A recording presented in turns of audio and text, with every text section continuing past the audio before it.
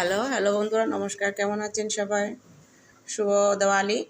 দিওয়ালি উপলক্ষে আপনাদের জন্য আমি নতুন নিয়ে আসছি আর একটা ভিডিও। আমার ভিডিও বড় সাইজের কাঁকড়ার ভিডিও।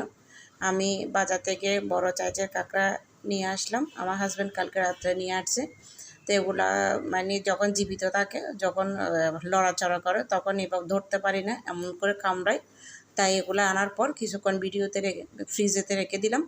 ফ্রিজে রাখার পর রাত্রে ফ্রিজে রেখে দিয়েছি। সকালে বসে কাটতে বসলাম। কাটার সময় আমি ভাবছি একটা ভিডিও করব, তারপর দর্শকদের উপলক্ষে ছেড়ে দেব।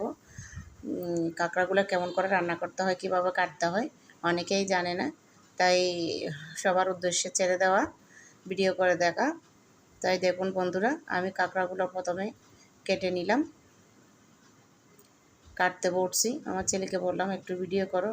আমার বড় সাইজের কাঁকড়াও আনছে, ছোটো সাইজের কাঁকড়াও আনছে। বড় সাইজের কাঁকড়ার সাথে কতগুলো ছোটো সাইজের কাঁকড়া পড়ে গেছে, এগুলোও কেটে নিলাম। ছোটো সাইজের কাঁকড়াগুলো কীভাবে ভাজি করতে হয় এটাও আমি আরেকটা ভিডিওতে ছাড়বো।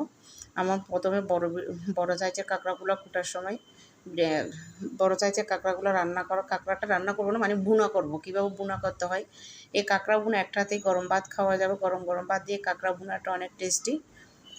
তাই আপনাদের জন্য আমার আজকে ভিডিও বানানো।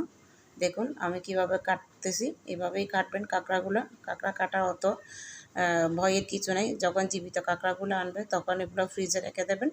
রাখার পর কিছুক্ষণ পর রাখলে দেখবেন যে এগুলো আপনিতেই মরে গেছে। তারপরে আরামসে বসে কাটতে পারবেন। অনেক সময় জীবিত কাঁকড়া আনলে কাঁকড়াগুলো কামড় দিয়ে ভয়ও ধরতে ইচ্ছে করে না, কিন্তু এভাবে কাটলে ভয়ের কিছু নেই। হ্যাঁ, এভাবেই কাটবেন।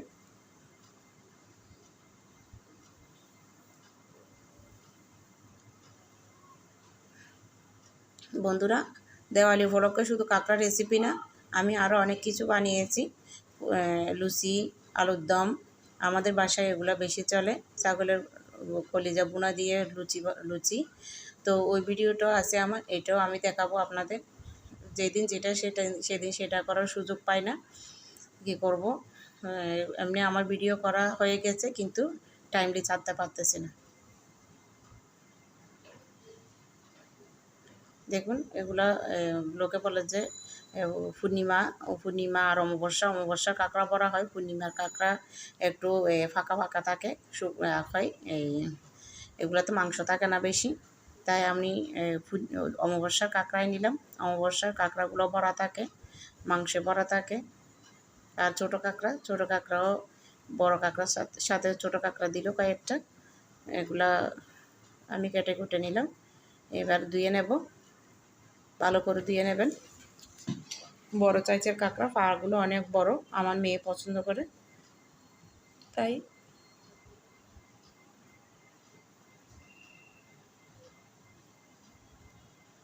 এবার আমি কাঁকড়াগুলো ধুয়ে নিলাম। ধুচ্ছিলাম তখন একটু ভিডিও করে দেখানো হইল।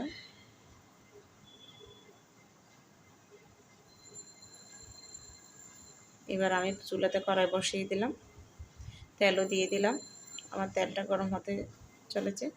এবার আমি পেঁয়াজ কুচি দেবো। পেঁয়াজ কুচিটা একটু বেশি করে দিতে হবে। বুনার মধ্যে পেঁয়াজ কুচি অবশ্যই জরুরি।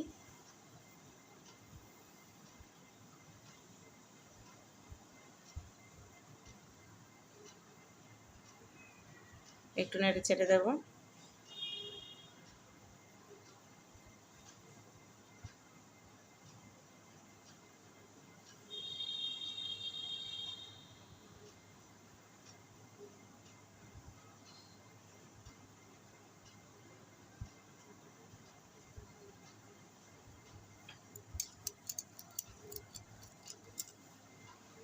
আমার পেঁয়াজটা একটু ভাজা ভাজা হয়ে আসছে। এবার আমি আদা বাটা, রসুন বাটা দিয়ে দেব।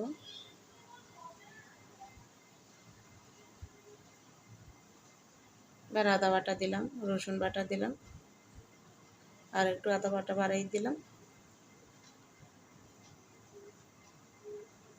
এগুলো একটু ঘন মনে না হলে ভাজিটা ভালো লাগবে না। এখানে বুঝাতে একটু জল থাকবে। ওগুলো দিয়ে গরম গরম ভাত খেতে অনেক টেস্টি। এক রান্নাতেই সব খেয়ে ফেলতে ইচ্ছে করবে, অনেক ভাত খেতে ইচ্ছে করবে। আমি লবণটাও দিলাম, পরিমাণ মতো লবণ।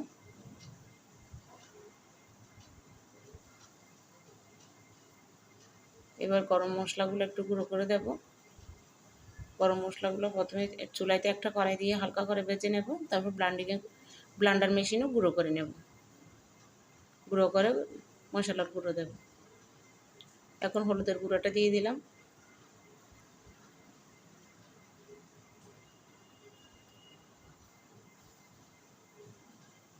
এবার জিরা গুঁড়ো দেব, ধনিয়া গুঁড়ো,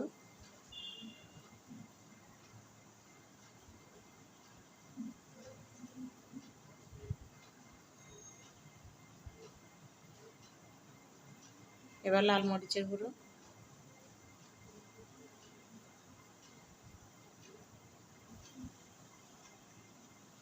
সামান্য পানি দেব। মশলাগুলো মিক্স করে নেব।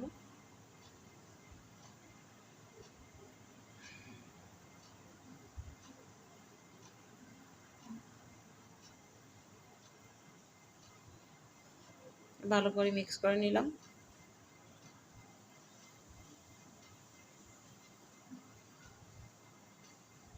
আর একটু নেড়ে ছেড়ে দেব।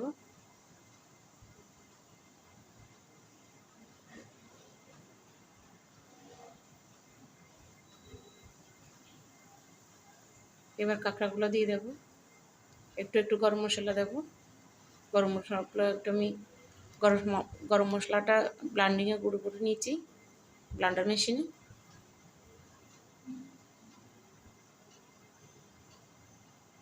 এবার কাঁকড়াগুলো দেব, সব কাঁকড়া দিয়ে দেব।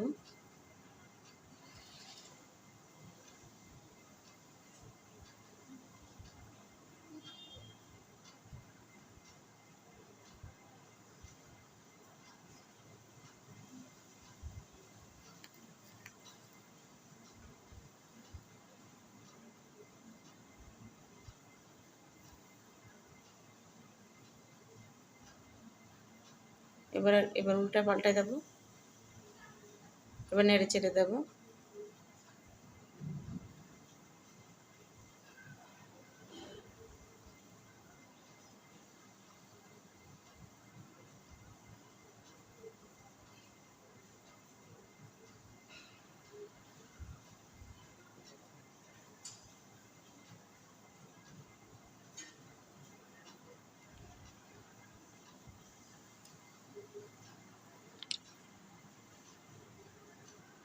এবার আর কিছু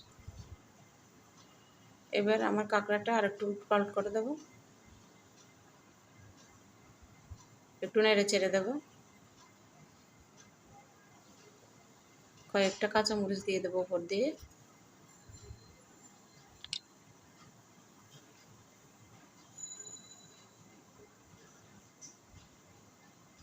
সামান্য জল দেব। কাঁকড়াগুলো যেহেতু বড়, ওর দাড়িগুলো অনেক মোটা মোটা, এগুলো একটু ভালো করে সিদ্ধ হতে হবে।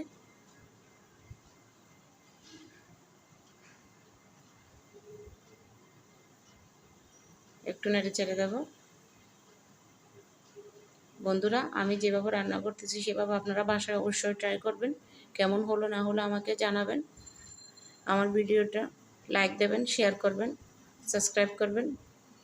প্লিজ বন্ধুরা, আপনারা দেখুন, অন্য কেউ দেখার সুযোগ করে দেন। থ্যাংক ইউ বন্ধুরা, থ্যাংক ইউ সো মাচ। এভাবে রান্না করে বাসায় খাবেন। কেমন হলো না হলো আমাকে অবশ্যই জানাবেন। আর আমি লাস্টের দিকে ধনিয়া পাতাগুলো দিয়ে দিলাম।